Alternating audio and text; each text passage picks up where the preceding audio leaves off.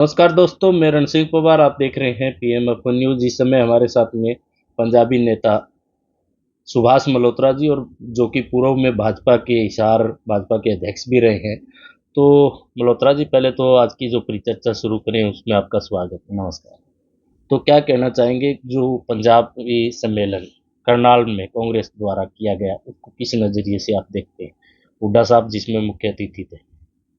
ऐसा करनाल का पंजाबी सम्मेलन जो हुड्डा साहब कर रहे हैं, क्योंकि वो पूर्व में हरियाणा की राजनीतिक फिजा के अंदर बहुत भारी जहर घोल चुके हैं। वो उन्होंने 35 वर्सेस 36 का एक संघर्ष हरियाणा में उसको जन्म दिया है उन्होंने। वो चाहे पहलवानों का आंदोलन हो, चाहे किसान आंदोलन हो, या जाट आरक्षण आंदोलन हो, उन सभी का केंद्र बिंदु उनका एक ही था, 36वीं जात कौन सी है। तो उन्होंने 35 जातियों को इग्नोर करना, उनके बीच में 36 और 35 का संघर्ष पैदा करना, ये उनका आधार रहा है। ये पंजाबी सम्मेलन करके वो अपने जो हरियाणा के अंदर उन्होंने खुद जख्म दिए हैं, उसको उन्होंने धोने का एक आई वॉश किया है, एक आंख झूठे आंसू पहुंचने का काम किया है। हरियाणा के पंजाबी सम्मेलन जो कांग्रेस के द्वारा किया गया है, मैं ये कहना चाहता हूं कि उसमें हुड्डा साहब जो आए, उन पंजाबी नेताओं ने जिन्होंने उनको बुलाया, मैं उनसे ये सवाल करना चाहता हूं कि जाट आरक्षण आंदोलन के दौरान जब लोगों की दुकानें जलाई जा रही थी, वो सारा जाट आरक्षण आंदोलन के सूत्रपात हुड्डा परिवार ही था। जो दुकानें जली उसमें ना तो किसी जाट वर्ग की दुकान को जली, और तीसरी बात यह है कि जो दुकानें जली उसके लिए उन्होंने कभी खेद भी व्यक्त नहीं किया। आज उनको पंजाबी सम्मेलन कैसे याद आ रहा है? इस सम्मेलन के द्वारा वो केवल और केवल घड़ियाली आंसू बहा करके एक झूठी सहानुभूति लेने का प्रयास कर रहे हैं, क्योंकि इस समय उनको सत्ता से 10 साल वो बाहर रहे हैं। उनकी छटपटाहट जो है वो निकल नहीं पा रही। वो हर हालत में चाह रहे हैं कि किसी दूसरी बिरादरियों से भी सेटिंग करके किस तरह से फिर सत्ता पर काबिज हुआ जाए, ये उनका उद्देश्य है। तो मल्होत्रा जी, जो कि अपने आप को पंजाबी भी साबित किया है कि 1947 में उनका जन्म भी पंजाब में हुआ, और उन्होंने तो बड़ी प्रशंसा की है कि पंजाबी जो है जो मेहनत कश है, और उन्होंने खाल कम उतारी औरों के बदले। पंजाबी तो मैं भी हूँ। जब मैं पैदा हुआ पंजाब में पैदा हुआ था भाई। कोई हरियाणा तो 66 में बना, मैं तो 47 में पैदा हो गया था। लोगों से मुनाफा कम कमाया, उनकी खाल कम तारी। मैं सोच रहा था कि भाई ये समाज जो दुकानदार भी हैं, व्यापारी भी हैं, इतनी प्रगति कैसे करी। तो उसका एक मुख्य कारण ये भी है कि इन्होंने लोगों से मुनाफा कम कमाया, उनकी खाल कम तारी भाई। सब मतलब ये कहना चाहता हूं कि हुड्डा साहब अपने आप को पंजाबी कह रहे हैं। उस समय ज्वाइंट पंजाब था, मैं उनकी इस मामले में प्रशंसा करता हूं, लेकिन मैं ये कहना चाहता हूं कि उनके जहन में जो एक जहर है बाकी शेष 35 बिरादरियों के लिए, उन्होंने ये एक लाइन कही, जैसे आप बता रहे हैं कि पंजाबी व्यापारियों ने व्यापार में ईमानदारी दिखाई और दूसरों के मुकाबले में खाल कम तारी। ये उनका शब्द है, एज इट इज। मैं ये कह रहा हूं कि खाल कम तारी ये वास्तव में हमारे प्रति, पंजाबियों के प्रति उनकी जो असली जो एक इमेजिनेशन है, असली कल्पना है, असली जो छवि बना रखी है, वो ये है। खाल कम तारी, खाल उतारना ये कोई अच्छा शब्द नहीं है किसी के लिए। व्यापार मुनाफे के लिए हर कोई करता है, वो एक व्यापारिक मर्यादा है। उसको आप अगर खाल उतारने का नाम देते हैं तो इसका मतलब साफ साफ है कि आपकी भावना उस समाज व्यापारी वर्ग के लिए कोई अच्छी नहीं है। दूसरा, मैं ये कहना चाहता हूं कि वो ये कह रहे हैं कि पंजाबी व्यापारियों ने खाल कम तारी दूसरों के मुकाबले में, तो दूसरे व्यापारियों ने खाल अधिक उतारी। आपकी भावना उनके लिए भी कितनी बुरी है, ये इस आपके इस वाक्य से, हुड्डा साहब के इस वाक्य से ये सिद्ध होता है कि आम बाकी बिरादरियों के जो लोग हैं उनके प्रति इनकी धारणा सिरे से बहुत ही खराब है, जिसके कारण से इस समाज के अंदर एक 35 और 36 का संघर्ष पैदा हुआ है। वो केवल और केवल हुड्डा साहब की देन है।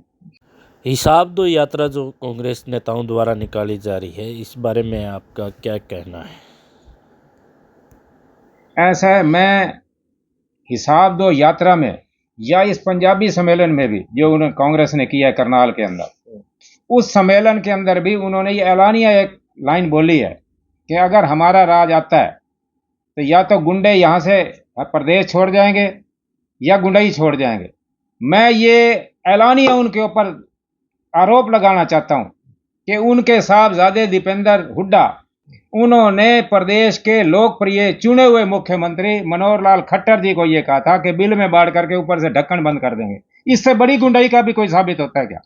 इससे बीजेपी वाले ये जो खट्टर पट्टर जहां से ही आ रहे हैं पूरे इनको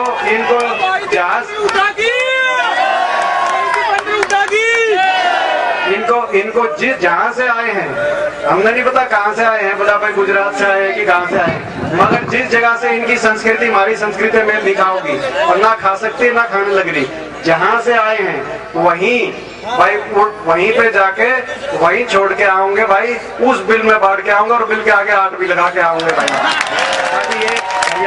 ताकि ये हरियाणा में दोबारा ना पाए और हम अच्छी तरीके से। भूपेंद्र हुड्डा ही है जिसने पंजाबियों के बारे में क्या क्या शब्द नहीं बोले। मुझे भी सुनते हुए बोलते हुए शर्म आती है। जो शब्द भूपेंद्र सिंह हुड्डा और उसके बेटे ने बोले हैं उसको पूरा का पूरा प्रदेश नहीं पूरा देश देखता है। अरे वो ऐसे विस्थापित व्यक्ति थे जिनके ऊपर एक आपत गिर गई। कौन कहता है कि मैं अपने घर को छोड़ करके अपनी जमीन को छोड़ करके मैं टेंट में रहना शुरू कर दूं? किस प्रकार की भाषा इन लोगों ने उन लोगों के लिए बोली है। बड़ी गुंडागर्दी का हिसाब लोगों को ये दे जो कहते हैं कि हमारी सरकार आई तो हम यहां से गुंडागर्दी बिल्कुल खत्म कर देंगे।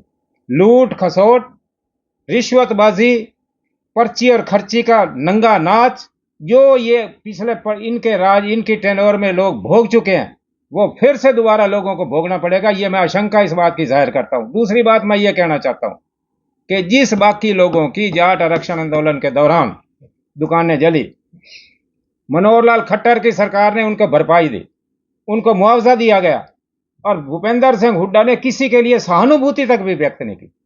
ये किस तरह कहते हैं कि आकर के इन्होंने भाई हम आकर के लोगों के साथ न्याय करेंगे या गुंडागर्दी दूर करेंगे।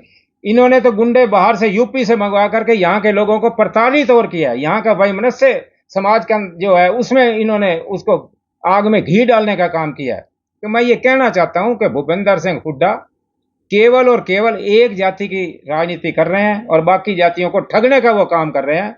मैं चाहता हूं कि प्रदेश के बाकी के लोग, मैं तो ये भी चाहूंगा कि जाट वर्ग भी बहुत सज्जन वर्ग है, वो समाज में हुड्डा साहब के द्वारा घोले जा रहे जहर को कम करने के लिए उनको आगे आना चाहिए, रोकना चाहिए कि हुड्डा साहब ऐसी भाषा ना बोले। दूसरा मैं ये कहना चाहता हूं कि वो ये कह रहे हैं कि मेरे भाई हैं अपने राज बब्बर जी, अशोक अरोड़ा भी वहां थे। मैं ये कहना चाहता हूं कि राज बब्बर उनसे खुद राजनीतिक तौर पर बहुत बड़े कद के आदमी हैं, अशोक अरोड़ा भी उनसे बहुत बड़े कद के आदमी हैं। वो आज उनके ऐसे आदमियों के पीछे वो लगे हुए हैं जो लोगों को बांटने का काम कर रहे हैं, लोगों के लिए खाल उतारने वाला जिनको वो संज्ञा देने का काम कर रहे हैं। जो खट्टर को ये कहते हैं कि इसको बिल में बांट करके ढकना बंद करेंगे, पूछते ना उस पंजाबी सम्मेलन में ये तुमने क्यों कहा। तो मैं ये कहना चाहता हूं कि पंजाबी सम्मेलन बिरादरियों का सम्मेलन होता है, सद्भावना पैदा करने के लिए सम्मेलन किया जाए, कोई बुराई नहीं है। हर बिरादरियां इकट्ठी होती हैं, वो समाज की भलाई के लिए इकट्ठी होती हैं। आप उस बिरादरियों के सम्मेलन के द्वारा अपनी राजनीतिक कुर्सी फिक्स करना चाहते हैं, उसको स्थिर करना चाहते हैं, उसको प्राप्त करना चाहते हैं। आपके पीछे के ये मंसूबे ये बहुत खतरनाक हैं। हरियाणा की जनता को इससे सचेत रहना चाहिए, ऐसा मैं आग्रह करना चाहता हूँ। तो 2-3 बातें जो सुभाष मल्होत्रा जी से हमने की, एक तो जो पंजाबी बिरादरी को जिस तरह से कहा गया है कि कम खाल उतारते हैं और इनके ऊपर इन्होंने अपनी प्रतिक्रिया दी, दूसरा जो हिसाब दो यात्रा पे अपनी प्रतिक्रिया दी, और तमाम बातें हमने इनके साथ में की। आपका क्या कहना है इस प्रक्रिया के बारे में? बने रहिए पीएम अपन न्यूज़ से। मैं रणसिंह पवार।